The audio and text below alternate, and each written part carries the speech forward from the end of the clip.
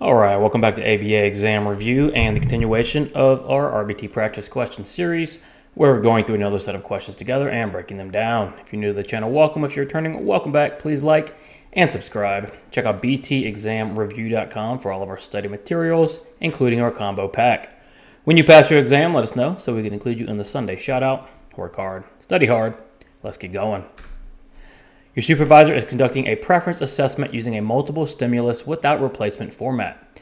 You are assisting by presenting the array of items and recording which item the client selects on each trial. After the client makes a selection, what should you do with the selected item according to the MSWO protocol? So part of your role as a behavior technician is to assist in assessments and analysis and data collection, right? Implementation is your primary role, but you'll find yourself many times assisting supervisors and BCBAs and other types of assessments.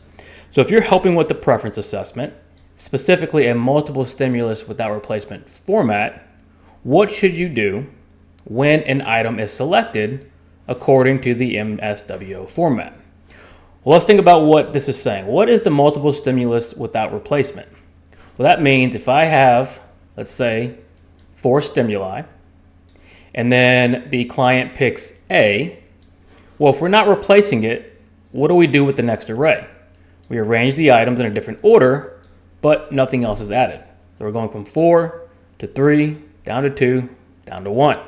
We're not replacing any items. So in your case, as the RBT assisting, what should you do? A, remove the selected item from the array and re-randomize the remaining items for the next trial. That's exactly what we did here. We took out A, randomized the remaining items, and then proceeded with the assessment. Let's read all of our answer choices. B, return it to the array and re-randomize all items for the next trial. We will not be returning it. We're not replacing anything here. C, keep the selected item in the same position and present the array again. No, again, we aren't replacing. We have to remove the chosen item. And then D, remove the selected item and put a new item in its place. This is much closer to a multiple stimulus with replacement, where if A, B, C, and D are items, A is chosen, we're not going to remove the selected item, but we would remove the other items and replace them instead. Regardless, that's not what we're using here. We're using a without replacement, so we'll remove that item, randomize the remaining items, and go on to the next trial. You're using momentary time sampling to collect data on a client's on-task behavior during a 30-minute work period. You check and record whether the client is on task at the end of each 5-minute interval. A colleague asks you why you chose momentary time sampling instead of partial interval recording. What is the key advantage of momentary time sampling? So when we think about interval recording and time sampling, we are thinking of discontinuous measurement procedures where we're not recording every instance of behavior. And there are some flaws with interval and time sampling, right? We tend to miss behaviors or overestimate or underestimate behaviors, but there also are some advantages. And when we're using momentary time sampling, when do we check in on the behavior? Well, we're going to check in at the end of each interval. So in this case, we have a 30-minute work period, and you are recording at the end of each 5-minute interval. So really, you're only checking on the client 6 times in 30 minutes. Now, what does that allow you to do? Well, it frees up resources to check on other clients or students, get other things done. You don't have to continuously observe for a whole 30 minutes. Is it a perfect measurement? No, but it gives you an opportunity to do other things if you need to do those things or if resources are limited. So if someone is to ask you why you would choose momentary time sampling instead of partial interval, what is the key advantage? A, momentary time sampling is more accurate than partial interval recording in all situations. Well, we know that's not true. You want to be careful with answer choices that make claims about accuracy in every situation, right? We're not always looking just in general because there's so many unique situations. Regardless, A just is not true, right? B, momentary time sampling requires observation only at specific moments. That is a huge advantage that we just talked about, right? Where you only have to check in this case, 6 times in 30 minutes. You don't have to keep watching the client that entire time. C, momentary time sampling always overestimates the true occurrence of behavior. Momentary time sampling can overestimate or underestimate depending on when the behavior happens. D, momentary time sampling can only be used for behaviors that occur at high rates. Again, not true. So the best advantage or the biggest advantage here is that momentary time sampling requires observation only at specific moments, freeing up your time for other things. A behavior analyst needs to measure stereotypic behaviors that include hand flapping, body rocking, and vocal stereotypy. These behaviors that occur at high rates often overlap and vary in duration. The analyst needs a practical measurement system for busy classroom staff.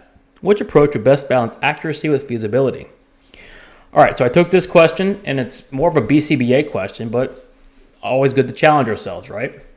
So if we're trying to balance accuracy and feasibility, it's very similar to the last question, where we want the best data, but it also has to be feasible for our needs.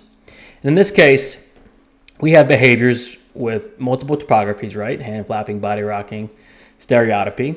They occur at high rates, so very frequently. They overlap, and they vary in duration.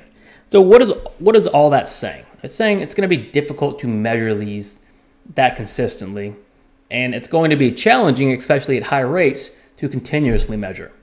So let's try to think about an approach that's going to balance accuracy of data, but it's also feasible given the characteristic of the behavior. A, can we use continuous frequency recording of each topography separately? Well, we have 3 topographies, right? And they happen at high rates and overlap. Trying to take continuous frequency recording of those topographies is going to be very, very challenging, trying to distinguish between each topography, especially at high rates. So A doesn't seem that feasible. B, partial interval recording with 10-second intervals. We could use partial interval recording, but partial interval recording, if the behavior occurs at all, we count it, right? And so we can do that given these multiple topographies and high rates. B does seem feasible, and it could be accurate. C, duration recording of total time engaged in any stereotypy using a stopwatch. When you have something that's happening at a high rate, and especially if it's going to vary in duration, then duration recording is going to yield a bunch of different measurements, and it's also going to be challenging to use continuously. So C suffers from the same downfalls of A, where continuous measurement, given the characteristics of this behavior, is probably not the best choice. D, momentary time sampling at 2-minute intervals. Now, we could use momentary time sampling, right? But when you're using discontinuous measurement, shorter intervals are typically better than longer, right? It's going to be more sensitive to behavior change. Momentary time sampling at 2-minute intervals is not going to yield a significant amount of data. And if it's happening at a high rate, it's going to be a little difficult to understand when exactly the behavior is occurring and how often. So in this case, we're going to want that tighter, shorter interval to get a little more data for that accuracy assessment. So what approach is best here? Partial interval recording with 10-second intervals. During a supervision session, your supervisor provides feedback that you are not providing sufficient wait time after giving instructions to your client, and this may be preventing the client from responding independently. You feel defensive because you believe you're waiting long enough. What is the most appropriate response? All right, we have a feedback question. On the task list, it says RBTs need to respond to and implement feedback appropriately. Now, as an RBT, you're essential to the team, and your opinion matters. And so when you get feedback from a supervisor, you've got to remember a couple of things. First, the supervisor is ultimately responsible for that case. So everything they're doing and all the outcomes, they're ultimately responsible for.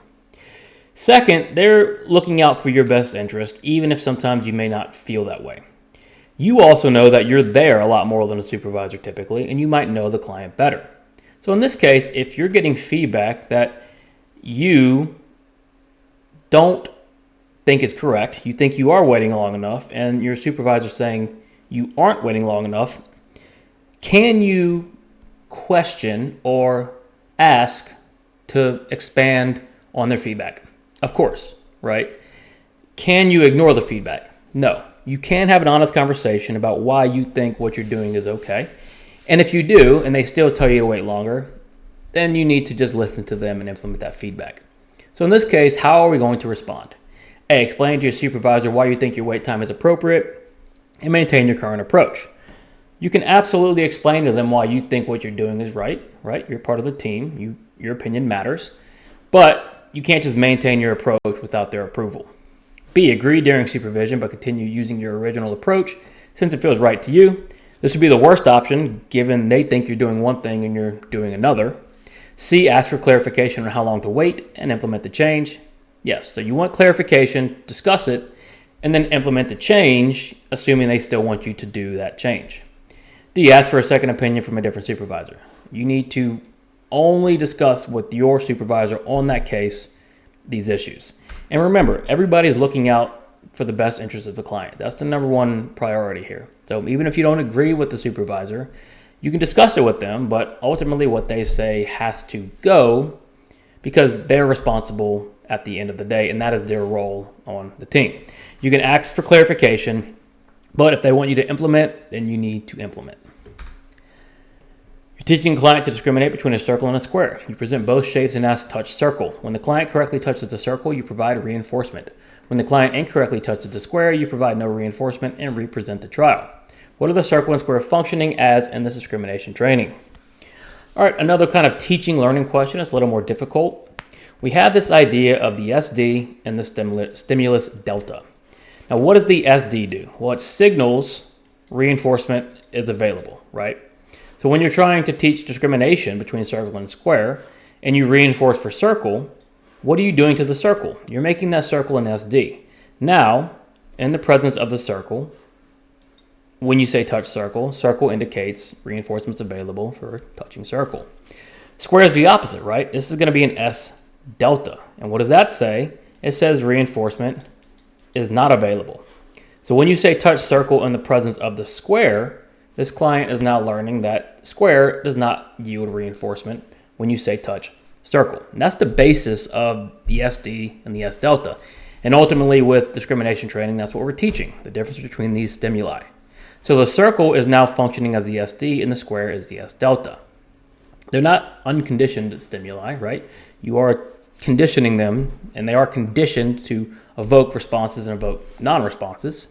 C, the circle is a negative reinforcer and square is a positive reinforcer. They're not consequent stimuli, they're just stimuli.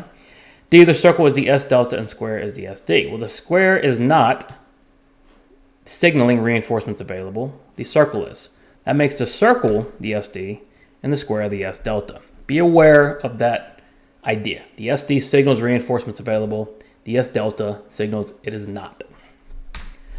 Thanks for watching. Check out btexamreview.com for all of our study materials. When you pass your exam, let us know so we can include you in the Sunday shout-out. Work hard, study hard. See you soon.